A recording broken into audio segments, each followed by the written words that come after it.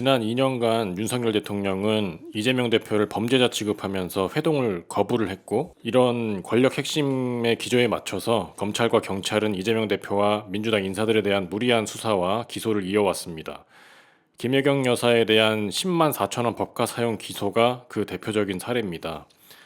총선 패배 후 대통령은 국정쇄신을 약속했는데 과연 얼마나 바뀔지는 지켜볼 일입니다. 이번 시간에는 총선 이후 전국에 대한 말씀을 나눠볼까 해요. 정효실님 소개해드립니다. 안녕하세요. 정효실입니다. 네, 총선 이후 대통령, 국민의힘, 민주당 등이 어떤 변화된 모습을 보일지 매우 궁금한데요.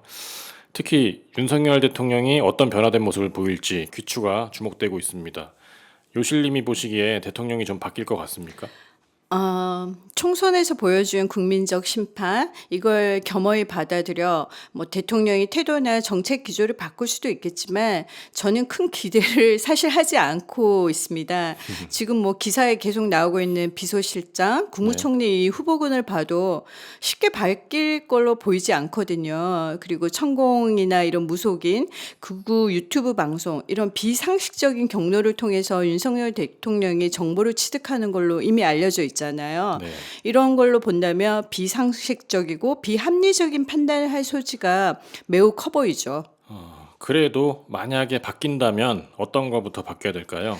만약에 바뀐다면 이 가정에서 본다면 일단은 여야 간의 영수회담이 이루어져야 할 것 같아요. 음, 그간 대통령이 거부권을 행사한 게 많지 않습니까? 네, 그렇죠. 노란봉투법, 방송 3법, 양곡법, 이태원 특별법, 의료법, 이런 것들에 대해서 이재명 대표로부터 설명도 듣고 수용할 수 있는 법안은 수용하는 거죠. 그리고 이제 그동안 대통령이 추진하려던 교육, 연금, 노동, 이런 3대 개혁에 대해서 이재명 대표의 설명도 하고 협조를 구하는 겁니다. 그러면 대통령이 정말 잘하려고 바뀌어 보려고 노력하는구나 생각할 수도 있겠죠. 그리고 그 조국 혁신당의 조국 대표도 원내 제3당의 대표로서 영수회담을 제안했습니다. 먼저 여야 영수회담이 선행돼야 된다는 말씀이시네요. 그렇죠. 대통령이 먼저 이렇게 함께하는 여야 영수회담을 보여줘야 국회를 존중하는 모습이 보여지고 협치가 이루어지는 거겠죠. 그래야 서로 신뢰가 만들어지고 그 바탕에서 이제 상호를 존중하면서 국가 운영에 공조를 할 수 있는 겁니다. 지금 우리나라 정치 체계가 대통령제를 취하고는 있지만 의회 권력이 협조하지 않으면 국가 경영이 원만하게 진행될 수는 없어요. 우리가 2년 동안 모두 지켜봤지 않습니까? 네, 여야 영수회담을 통해서 야당이 원하는 것을 수용하고 네. 대통령이 하고자 하는 정책이나 사업에 대해서 야당 측 협조를 구한다면 그게 바로 정치고 협치겠죠? 네, 바로 그거죠. 대통령 그리고 이제 이재명 대표가 만나서 협치, 특히 지금 민생이 굉장히 상황이 안 좋지 않습니까? 이런 민생에 관련해서 협치를 약속하고 실행한다면 국민들 삶이 훨씬 안정될 거죠. 그리고 조국혁신당의 조국 대표도 만나서 경찰 개혁, 사법 개혁 이런 논의도 나누고요. 그렇지만 가장 유력한 차기 대권 주자인 야당 대표들에게 대통령실이나 여권에서 그런 대우를 해줄 거라고는 생각이 들진 않습니다. 대승을 거둔 민주당 내 상황은 어떨까요? 이재명 대표 대선 가도에 청색불이 켜졌다 이렇게 보도하는 언론이 많던데요. 네. 일부에서는 8월 전당대회에서 재선을 노릴 거다 이런 얘기도 들리고요. 사실 그 총선 이전에 공천 파동도 있었고 일부 공천자들이 무리를 빚기도 했지만 네, 일단 선거를 지금 승리로 이끈 1등 공신은 이재명 대표라고 보여집니다. 음, 당내 기반이 더욱더 공고해졌고요. 당장은 그렇게 눈에 띄는 대선 경쟁자도 보이지 않아요. 그렇지만 앞으로 3년이란 시간이 있으니 변화는 있을 수 있겠지만 일단 당 대표 재선은 전례가 없는 일이라 이재명 대표도 심사숙고할 필요가 있다고 보여집니다. 이건 잘못하면은 민주당 내 분란을 초래할 소지도 있어 보이고요.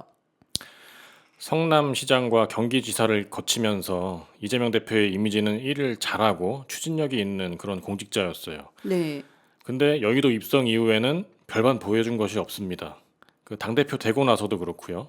물론 검찰과의 싸움, 반명 세력과의 갈등으로 인해서 능력 발휘를 못했던 그런 부분도 있겠으나 대권을 위해서 당권 장악에만 몰두한다라는 평가도 존재하는 게 사실이거든요. 이제 22대 국회에서는 뭔가 실적을 좀 보여줘야 되지 않을까 싶네요. 맞고 저도 공감하는데 이재명 대표가 일단 이번 22대 총선에서 승리를 했고 일단은 당내 그 우호적인 세력을 많이 확대했으니까 좀 더 달라지지 않을까 저는 그렇게 생각을 합니다. 국회는 어떨까요?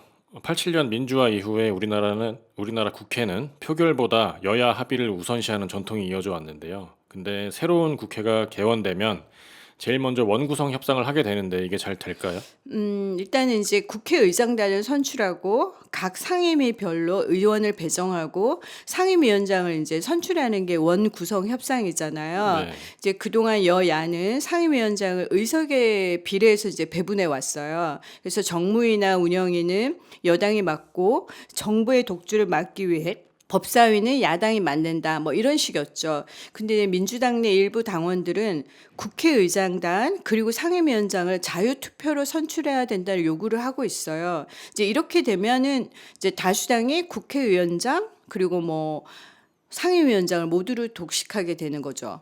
이러면 정부와 의회가 완전 이원화돼서 여야 간 갈등 수위가 굉장히 높아질 수도 있겠는데요. 그 21대 전반기 국회에서 원구성 협상이 결렬돼서 민주당이 모든 상임위원장직을 독식했었던 그런 전례가 있습니다. 네. 근데 2분기 원구성에서 법사위를 국민의힘에 내주는 그런 타협을 했죠. 네, 그 타협으로 민주당 그 당원들한테 많은 비난을 들었었던 기억이 납니다. 네, 이 맞습니다. 국회의장은 제1당 의원 중에서 선출하고 미리 제1당 의원총회에서 내정을 하더라고요. 근데 그 선출에 대한 그 다선이 기준이라서 이 역시 많은 민주당 당원들이 불만을 가지고 있습니다.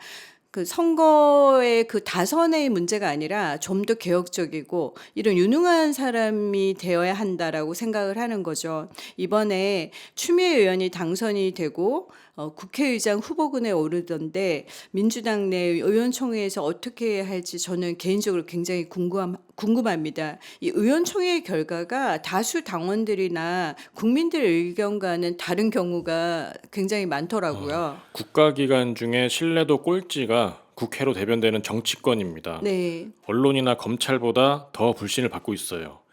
지금은 여야 합의 정신보다 개혁적 다수당에 의한 정치 개혁이 절실한 그런 시점입니다. 20대와 21대 국회에 이어서 이번 22대 국회에서도 민주당이 다수당이 됐습니다. 국회를 국회답게 만들 의무가 민주당에 있다고 봅니다. 네, 맞습니다. 국회에 원내 교섭단체라고 있잖아요. 20인 이상 의원을 보유한 정당을 말하는데 이제 국회의 그 의사 일정을 논의하고 결정하는 역할을 합니다. 그리고 원내 교섭단체 대표는 국회에서 대표 연설을 할 수 있어요. 원내 교섭단체 기준을 지금은 20인으로 되어 있거든요. 이거를 10인으로 낮추자는 제안들이 네, 여러 번 논의됐던 사안입니다. 그때마다 거대 양당의 외면과 반대에 부딪혀서 성사되지 못했는데 이번에 양당이 받아들여줄지는 모르겠어요. 그 이재명 대표는 긍정적인 의사표명을 하긴 했어요. 네, 그렇게 해서 합의가 이루어졌으면 좋겠습니다. 그래서 국회에서 연설하는 조국혁신당의 조국 대표를 보고 싶습니다. 조국혁신당의 미래는 어떨까요? 이제 많은 분들이 검찰 개혁 외에도 정책과 비전을 제시해야 된다. 그래야 지속 가능한 정당으로 자리 잡을 수 있다. 이렇게 이제 말씀들을 하시는데요. 이게 뭐 조언인지 아니면 뭐 다른 의미인지는 좀 알 수는 없긴 하지만요. 조국혁신당이 검찰개혁을 전면에 내세운 것은 사실이지만은 대배심제 도입, 또 형사사법제도 개선, 예산청을 독립기구화하는 기획재정부 개혁 이런 것들을 주장하고 있습니다. 네, 또 네. 지역분권, 또 남북평화공전, 개헌을 통한 주거권, 보유권, 뭐 교육, 건강, 노동권 이런 것들을 말하고 있죠. 네. 창당 한 달밖에 안 된 신생 정당이고 선거를 치르느라고 정리를 못해서 그렇지 어느 정당보다 탄탄한 정책과 비전을 갖고 있다. 저는 이렇게 생각합니다. 저도 강령을 봤는데 벤자민님 의견에 동의합니다. 그리고 일부에서는 이제 민주당과 조국 혁신당의 통합 가능성을 말하는 사람들이 있더라고요. 이제 조국 대표가 지금 대법원 판결을 기다리고 있지 않습니까? 네. 그 판결이 유죄로 나올 경우 그 당대표 리더를 잃은 당이 분열될 수 있고 민주당과 통합하는 것이 당을 안정시키는 방법 중 하나다. 뭐 이런 논리입니다. 이거에 대해서는 어떻게 생각하세요? 단정 지을 수는 없지만 저는 통합 가능성을 낮게 봅니다. 혹여 조국 대표가 구속되더라도 옥중에서 당을 관리할 거고 의원들과 당원들은 2년 동안 대표를 기다릴 거라고 생각해요. 조국 대표가 없다고 당이 4분 오열되지는 않을 겁니다. 네, 일단 조국 대표도 본인이 없다고 하더라도 다른 의원들 그리고 이제 조국혁신당의 당원들 지지하는 국민들이 있어서 잘 될 거기 때문에 절대 통합은 없다고 말을 했죠. 뭐 어차피 의원 숫자는 충분하니 굳이 민주당에 들어갈 필요는 없을 것으로 보여집니다. 이미 제3당의 지위를 얻은 만큼 이재명 대표나 민주당이 하기 어려운 말, 뭐 이를테면 윤석열 탄핵, 가장 먼저 얘기했던 한동훈 특검법 이런 다소 강해 보이는 주장들을 해줄 그런 원내 세력들도 필요하다고 저는 생각합니다. 비록 개헌선에는 미치지 못했고 대통령 거부권도 무력화시키지 못할 만큼의 승리였지만은 윤석열의 폭주를 저지할 만큼의 승리는 쟁취한 듯 싶습니다. 오늘 준비한 것은 여기까지입니다. 감사합니다. 감사합니다.